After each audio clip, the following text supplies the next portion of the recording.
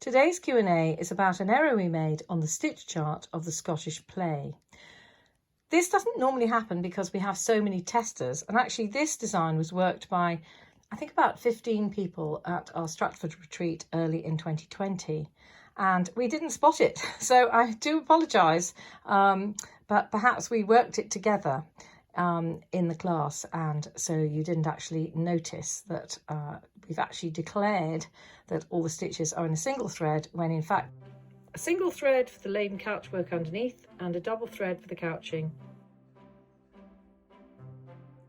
To find the true diagonal so that you can couch up through these stitches and keep the line straight, one tip is to take a ruler or a piece of wood or a pencil and just find your line and see where you're going to go before you commit. So that's going to be my line going up through the middle of all these stitches.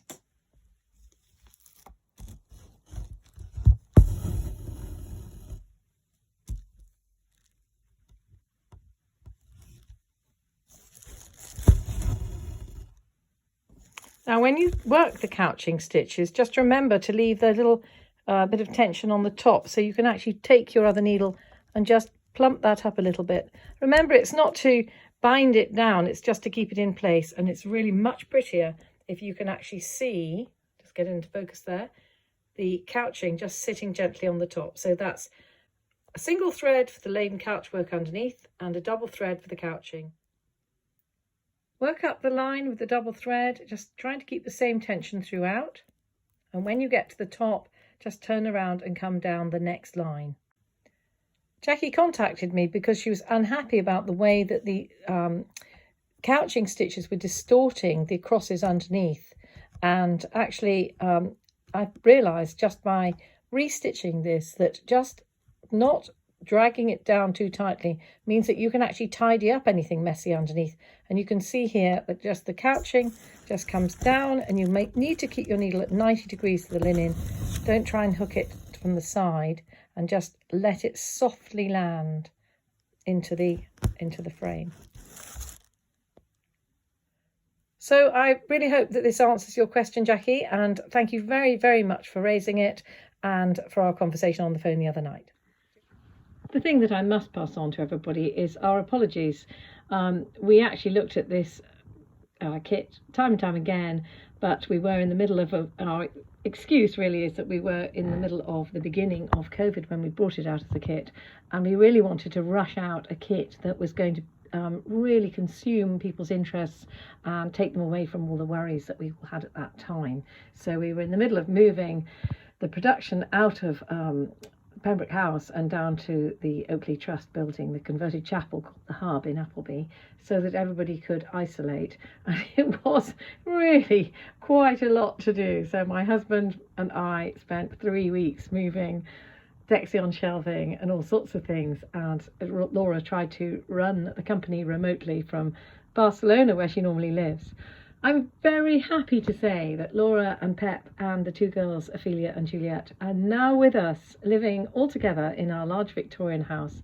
And Laura and I have offices here at home, and Pep, her husband, has his office at home here too, and my husband has his lovely shed, which I'll be filming from now on, I think. And Karen is down the hill. I see at the top of her roof, and her daughter Katie can work and isolate in the hub as well, as can Frankie and Georgie. And Georgie is mainly working from home. Our Rowan, our finisher, who makes up the pillows and makes things into glorious finished objects, she is also working from home. So I hope I haven't left out any. Oh yes, Andrew, our accountant, he is working from home, 12 miles from us, from his home in Penrith. So we, I drop off things in his garage or in his car so they can isolate for 3 days, and it's all very complicated and interesting way of working, but one I think we have to get used to for a little while. And I really thank everybody for their patience in this kit and this design. We are really thoroughly checking everything.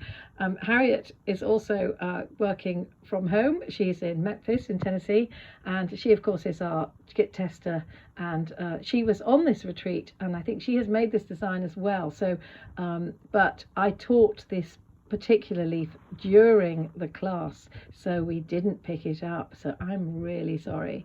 So Frankie, who does the stitch charts, was not to blame. She was here in Appleby sending out kits and doing stitch charts. So it's a convoluted apology, but I do apologise if we ever let anybody down. And I promise you, we are all trying our best. We are totally involved in producing the best quality kits we possibly can, because my mission in life has always been to enable others to enjoy crewel work to the level that they really want to achieve, to the very best of my ability. I am trying to do this. So I feel a bit choked with emotion there. It wasn't really. I must go and have a cup of coffee now, refresh. But thank you very much, everybody, for listening. And Karen tells me we've now beaten so many people in our daily podcast, and it's really thanks to the whole team for doing this. So thank you very much to everybody. Bye bye.